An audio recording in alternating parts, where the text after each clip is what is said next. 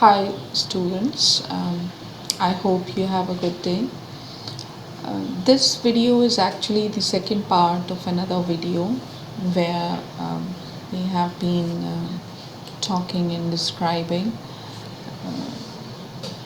persons. We were talking about how to do it, how to write or say something related to a person who can be yourself or one you know, like your friend or a family member, and or you can write about a character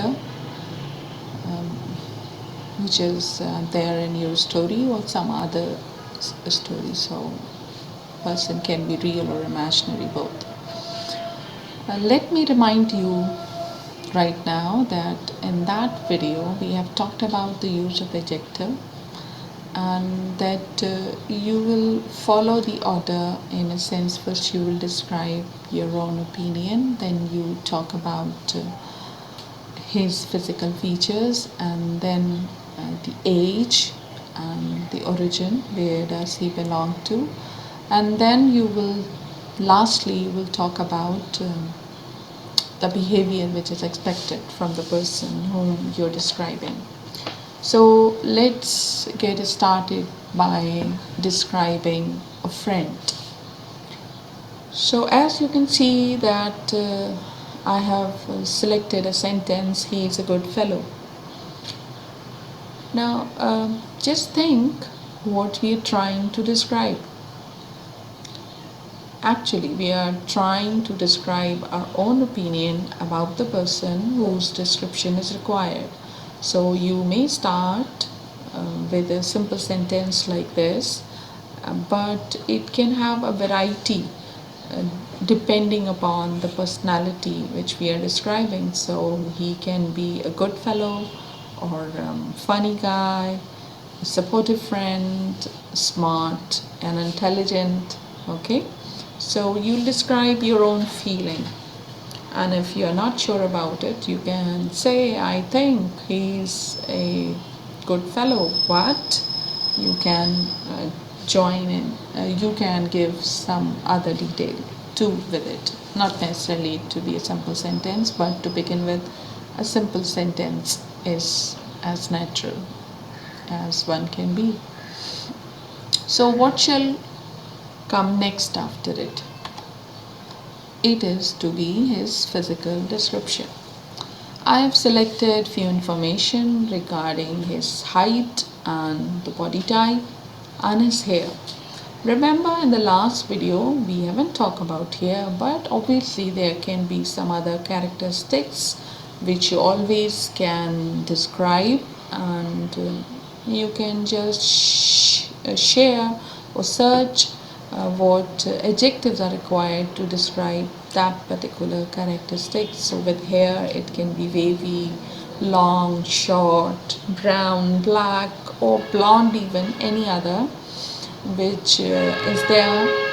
You have to use the adjective to describe it, and the beauty of a description depends upon the use of adjectives, because the more you be specific, the natural you will sound. So next would come the age, and you can say anything related to his age, but describing a friend should be informal and a bit funny is better. So I have selected he's 18 but has a wisdom of 80 years old person. So you can go the other way around, saying he's 18 but has a wisdom of just an 8-year-old boy. So this is just an expression. You can be creative as much as possible. The next we have to talk about is where is from, and the structure you would follow could be like this, that he is from Muscat and he is right now living in Miswa. Next and the last one here in this expression is the attitude or the behavior which is expected from this person, and as he's your friend you can always add some more details to a simple expression like he's generally helpful and is kind to his younger brother. And another thing which you may become mindful of doing is to use and but in your description. Like he's tall and slim. These two informations are being combined together with and there is one expression that he's 18 but has a wisdom of 80 years old. So as these two are in contrast, in opposite to each other, they both have been combined by using the word but. And you can see that there is and at some other places too. So using connectors would help you to have longer and compound sentences to make your writing more fluent, more natural, and even then it will be comprehensive for the other one to read, who's reading or who's listening to your words. Let's move on to another exercise. This time you have to describe the person in this photograph.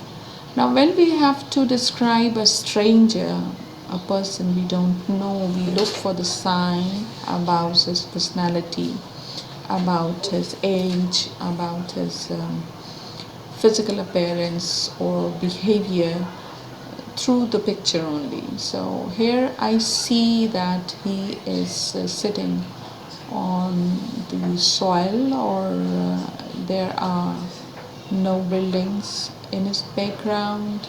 He even himself seems to be a simple person, wearing common clothing, and the main or the distinct feature on his face is the beard, white beard. So I've written he's a villager sitting on the rock. He's my own opinion. And then that he's thin and has brown complexion with white trimmed beard. And that in the picture he looks serious, though he's trying to smile, but still I feel he's a serious person. Next could be the description of this child. And as you can see, he's smiling, has got bright black eyes. I have written he has cute smile, and that he's wearing black garment and turban. I don't see anything in the background, so I really don't know where is he from, though he's wearing some regional clothes, but even then we cannot decide where he's from. So next is he's 4 years old and his eyes are big and bright. So that's how you can move on to describe. The last thing which I've written is that he looks like a naughty boy. This is the expected behavior from most of the children, but as he's smiling and his eyes are curious, they're big, so I thought this would be a kind of description for him. As you can see that I have omitted where he's from. You can omit anything, anytime, and that I have not given any details related to his area, but even then the description is fine. The amount of detail you are selecting to describe, it depends upon the situation why you are describing that person. It can be a presentation in your class, or it can be a descriptive essay, or it can be a story. So you increase or reduce the detail depending upon the situation. Now you have to describe this young man and think about what is given about him in the photograph. As you can see that he's standing upright, straight, lean. He's taller for his age group. I can see he has got light mustache, light black beard. But the way he's dressed up, I see that he's from a city. He could be. So we are going to talk. He's tall and smart. He's wearing light color clothing. It seems he's from a city. I've used the phrase "it seemed" because I don't know for sure, but it's obvious. He's sober and a studious person. The last sentence is related to his expected behavior, but let's see that I have not given my opinion in this descriptive. Even then, it's okay. And we have omitted his age. For origin, we have written that he's from a city, but we have not talked about his age. So it's okay to omit one or two things from the description. Again, it depends why you are describing him.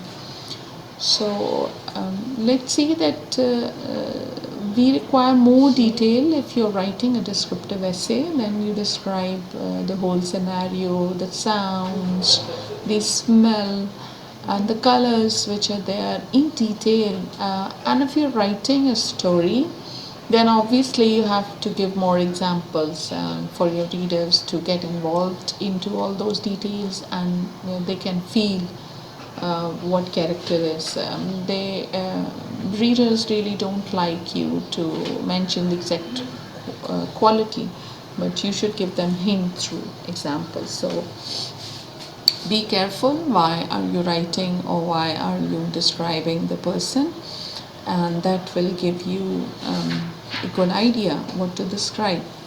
But being technical, you have to follow this structure that you start with your opinion, then you include something in physical appearance, and that where is he from, his age, and then the behavior.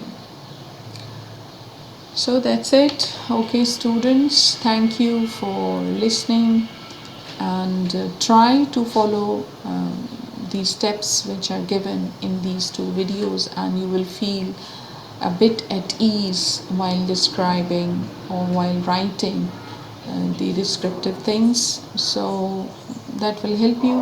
I hope you have enjoyed. Thank you so much. Stay safe, stay healthy. Thank you.